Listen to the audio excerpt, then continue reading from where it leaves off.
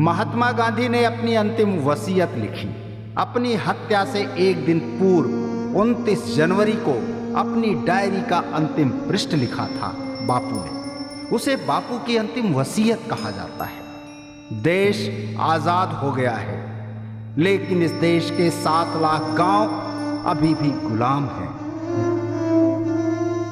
जब तक इस देश के 7 लाख गांवों को सामाजिक, आर्थिक और नैतिक आजादी नहीं मिलती, भारत की आजादी का कोई अर्थ नहीं होता।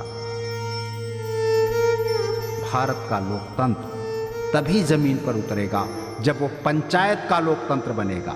पंचायत के लेवल का जब लोकतंत्र आएगा, पंचायत ही गांव में ग्राम स्वराज्य ला सकती है। ये बापू का सपना था।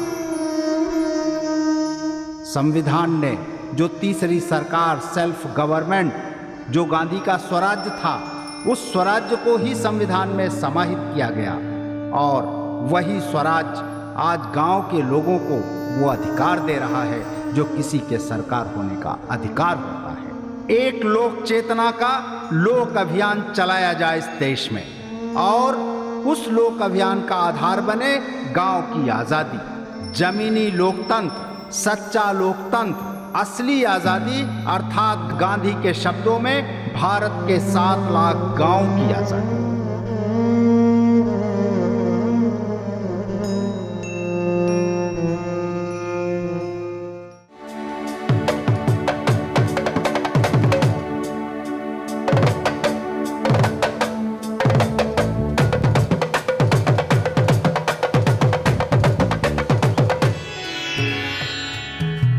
ये दृष्टि है भारत के गांवों की, पंचायत की, पंच परमेश्वर के अवधारणा की।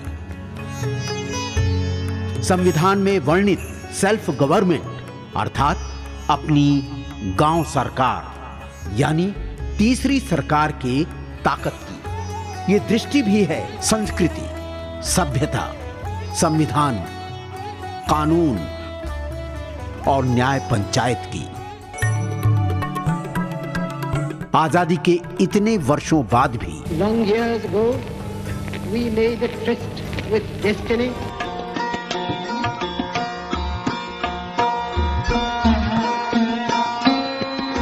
ये नजरिया भी है यायावर, जागरूक पहरुआ, विचारक, चिंतक, लोक जागृति प्रेरक डॉक्टर चंद्रशेखर प्राण के उन प्रयासों की जिसे भगीरथ लोक अभियान की शक्ल में पंचायत की पंचशील के साथ उन्होंने आगे बढ़ाया है, ताकि ग्राम समाज जान सके और अपनी पंचायत की ताकत को हर पीढ़ी पहचान सके।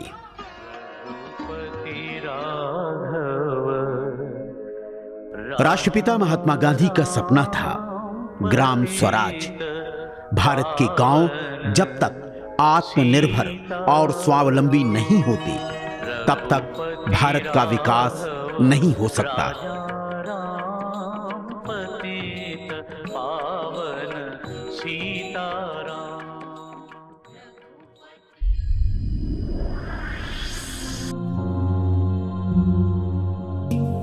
युगों युगों पहले इस धरती पर कुछ भी नहीं था। हवा भी नहीं थी, जल भी नहीं था। तब ये धरती आग का सिर्फ दहकता दरिया थी। चारों ओर शून्य, महाशून्य था। जब वर्षा हुई तो जल से ये धरती जीवनदायिनी बनी और बन गया जलवायु। पंच महाभूत अग्नि, जल, वायु, धरती और आकाश से जीवन का उद्भव हुआ।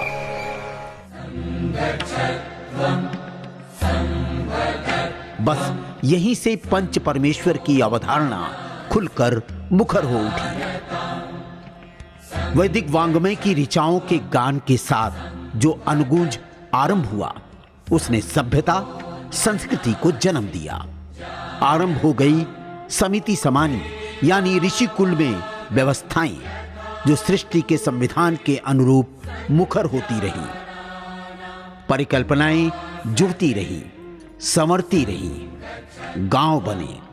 एक सांस्कृतिक इकाई के रूप में गांवों ने समाज का विस्तार किया। संवाद, सहमति, सहयोग, सहभाग और सहकार जैसी पंच शक्तियों ने ऐसी जीवन व्यवस्था को जन्म दिया जिसे पंचायत के रूप में स्थान मिला। वैदिक काल में जिन सभा और समितियों को देखते हैं, उनका रूप या उनकी एक व्यवस्था और पंचायत की व्यवस्था, ये दोनों भिन्न थी। हर गांव एक छोटा स्वायत्त राज्य के रूप में रहा। सभा और समितियों की भावना से पंच परमेश्वर प्रतिष्ठित होते रहे। पंच परमेश्वर की समझ जो बनी वो इसी समय में आकर के बनी और उसकी एक नई समझ बनी। जब ये समझा कि पंच का मतलब होता है एक तरह से ओपिनियन लीडर। गांव में जहाँ भी 5 लोग हों, जिसको सबसे काबिल, सबसे समझदार और जो निष्पक्ष होता था उसको वो कहते थे आप पंच हो जाओ। तो पंच का मतलब ओपिनियन लीडर होता था, एक ऐसा व्यक्ति जो राग द्वेष से परे होता था। और परमेश्वरत्व तो सद्विवेक था। तो अर्थात पंच परमेश्वर का मतलब ये समझ में आया कि विवेकवान नेतृत्व, एक ऐसा नेतृत्व जो विवेकवान होता हो। समय आगे बढ़ता रहा। रामायण काल में भी पंचायतों का अस्तित्व प्रभावी रूप में दिखता है। गांव, पंचायत और राज्य किसी सहज सामाजिक सभा का सा स्वरूप तब देखने को मिलता है।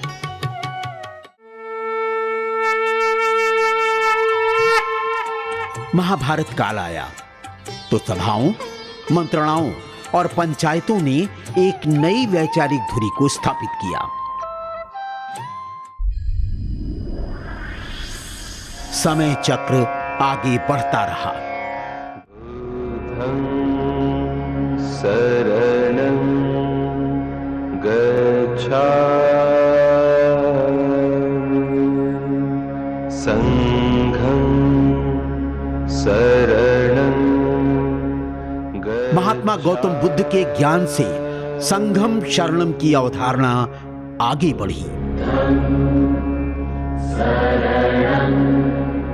और सम्राट अशोक के शासन काल में भी पंचायतों का स्थापित स्वरूप दिखता है। आदि शंकराचार्य के ज्ञान विस्तार में संवाद का माध्यम सभा और संस्कृतियां बनी। भारतीय संस्कृति पुष्पित पल्लवित होती रही। सभाओं और गांव समाज के साथ पंच परमेश्वर की अवधारणा भी आगे बढ़ती रही। ऐतिहासिक कालखंडों में झांकें तो पता चलता है कि चंद्रगुप्त मौर्य काल में पंचायतें पूरी तरह से गांव और जीवन का अविभाज्य अंग बन चुकी थी। भारत की समृद्धि और न्यायपूर्ण व्यवस्था के पीछे पंचायत प्रणाली का मुख्य योगदान रहा। चंद्रगुप्त मौर्य का काल जो है वो और चाणक्य का काल, वो एक केंद्रीय राज्य सत्ता के निर्माण का काल था। जो लोक जीवन था वो पंचायतों के द्वारा संचालित होता था। विद्वान चाणक्य के वाक्यांश काल सत्ता को प्रतिबिंबित करते हैं और चाणक्य ने उसी अर्थ में उसको महत्वपूर्ण माना था और उसने कहा था एक गांव होगा, फिर 10 गांव को मिला करके एक क्षेत्र बनेगा, 100 गांव का एक बनेगा, फिर कहता था जिला बनेगा।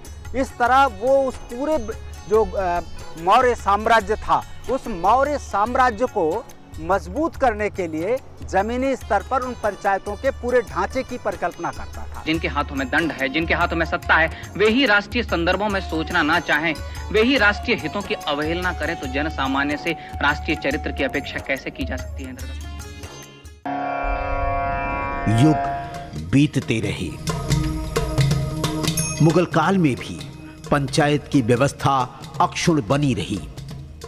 मुस्लिम शासकों ने गांवों और गांवों के जीवन में कोई दखलंदाजी नहीं की, बल्कि पंचायतों के स्थायित्व को आगे बढ़ाया। गांव में जो पंचायतों का कार्य था या पंचायतों के द्वारा जो गांव की व्यवस्था होती थी, व्यवस्था गांव के सुशासन की भी और गांव के विकास की भी, वो व्यवस्था यथावत बनी रही गांव अपने आप में उस अर्थ में स्वावलंबी रहा, पंचायतें ही उसका नियमन करती रही। राज्य व्यवस्था और लोक जीवन के बीच संवाद का माध्यम किस तरह से पंचायतें सेतु बनकर उभरी थी, तब ये भी पता चलता है। मनुष्य ने अपनी एक सहज जीवन शैली शुरू की, बैठ करके आपस में चर्चा करना, अपनी समस्याओं का समाधान करना, विवादों को निपटाना। उसको जब गांव स्तर पर होता था तब हम उसको पंचायत कहते थे। वही जब एक राज्य के स्तर पर जनता को बुलाकर बैठाया जाता था, उनके द्वारा राजा सलाह लेता था या निर्णय में उनको भागीदार बनाता था, तब हम उसको सभा और समिति कहते थे। ब्रिटिश हुकूमत का काल आया तो लोक संस्कृतियों में समाहित अनुकृतियों पर दमन चल पड़ा, परंपराएं नष्ट की जाने लगी। गांवों में गुलामी और पंचायत प्रणाली का दमन कुचक्र के साथ आगे बढ़ चला।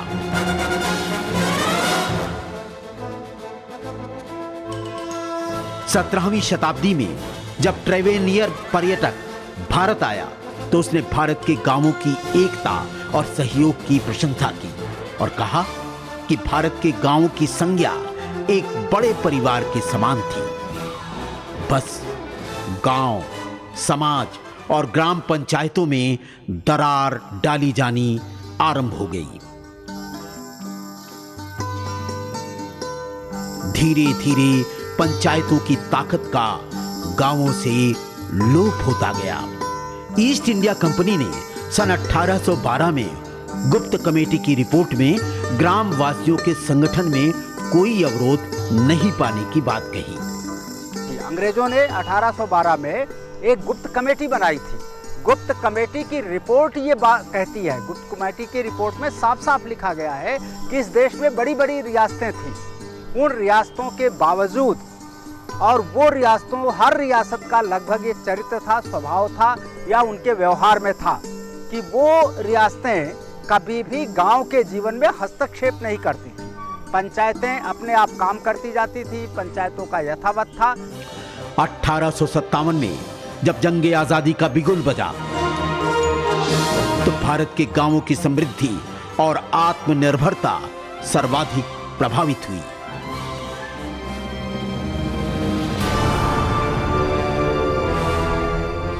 (1858) में जब विक्टोरिया का फरमान मैग्ना कार्टा जारी हुआ तो नई कहानी का जन्म हुआ।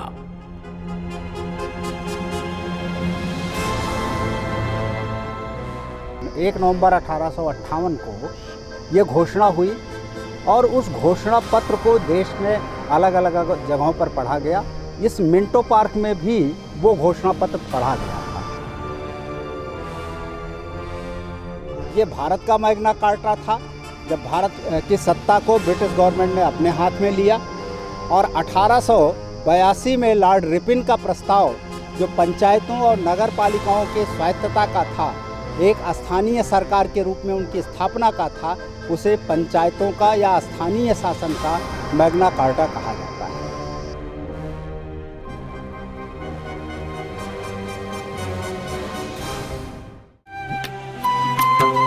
आजादी के बाद संविधान निर्माण में गांधी जी की परिकल्पना संविधान सभा पूरी नहीं कर सकी। राष्ट्रपिता महात्मा गांधी ने पंचायती राज व्यवस्था को नया अमली जामा देने का प्रयास आरंभ किया। डॉक्टर राजेंद्र प्रसाद ने सुझाया कि संविधान का ढांचा ग्राम पंचायतों के अनुसार हो। पंडित जवाहरलाल नेहरू द्वारा सामुदायिक कार्यक्रम के रूप में पंचायत की नए धरातल की तलाश आरंभ हुई। पंडित जवाहरलाल नेहरू ने वर्ष 1959 में पंचायती राज की शुरुआत की। बलवंत राय मेहता कमेटी के सुझावों पर नए रूप में पंचायती राज व्यवस्था की स्थापना हुई। किंतु फिर भी सन्नाटा और लाचारी। लोकनायक जयप्रकाश नारायण ने ग्राम पंचायतों को संपूर्ण राज्य का दर्जा दिलाने और पंचायतों को पुनर्प्रतिष्ठित कराने की बात कही। डॉक्टर राम मनोहर लोहिया ने पंचायतों के लिए चौखंबा राज्य का एक ढांचा का मार्ग सामने रखा। लोहिया का जो चौखंबा राज्य था वो वास्तव में चौखंबा राज्य इसी बात के लिए था, वो कहते थे कि भारत की राज्य व्यवस्था के 4 समान प्रतिष्ठा और अधिकार वाले 4 खंभे होंगे। एक खंभा गांव होगा, दूसरा जिला होगा, तीसरा राज्य होगा और चौथा केंद्र होगा। विनोबा भावे ने पंचायतों को ग्राम परिवार की भावना से जोड़ा और संविधान निर्माताओं ने पंचायतों को ग्राम गणतंत्र के रूप में उसे चिन्हित किया। जब राजीव गांधी प्रधानमंत्री बने तो उन्होंने पंचायती राज व्यवस्था की ताकत को पहचाना और कहा, पंचायत लोकतंत्र एक क्रांति है।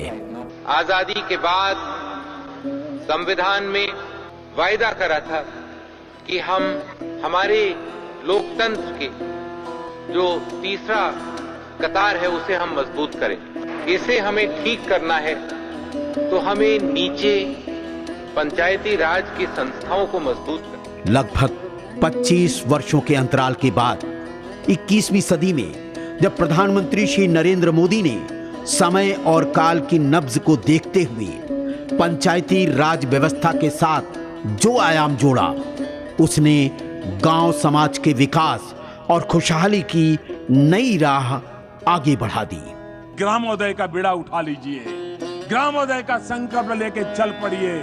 आज से हम शुरू करें, अब रुकना नहीं है, थकना नहीं है, अविराम चलते रहना है, गांव के सपनों को पूरा करके रहना है। महात्मा गांधी की 2019 में 150 साल होंगे, उस समय गांधी के सपनों का गांव बना करके रहेंगे, ये निर्धार करके चले। ग्राम सभाओं और पंचायतों की महती सत्ता का यही पर्याय भी है, क्योंकि पंचायत से पावन गांव हैं, पंचायत से तीर्थ गांव हैं। आज हम बापू की समाधि राजघाट पर है।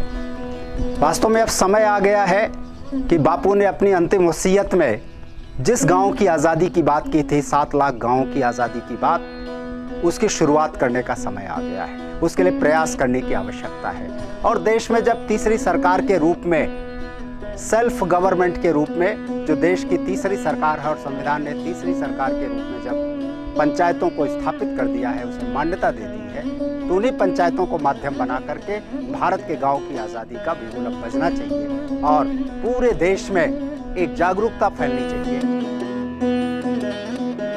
उठो, जागो, आगे बढ़ो, सत्ता के दलालों का खात्मा करो, लोकतंत्र की ताकत बनो और पंचायत के समरस गांव बनाओ। तीसरी सरकार यानी अपनी गांव सरकार, पंचायत की शक्ति बनो।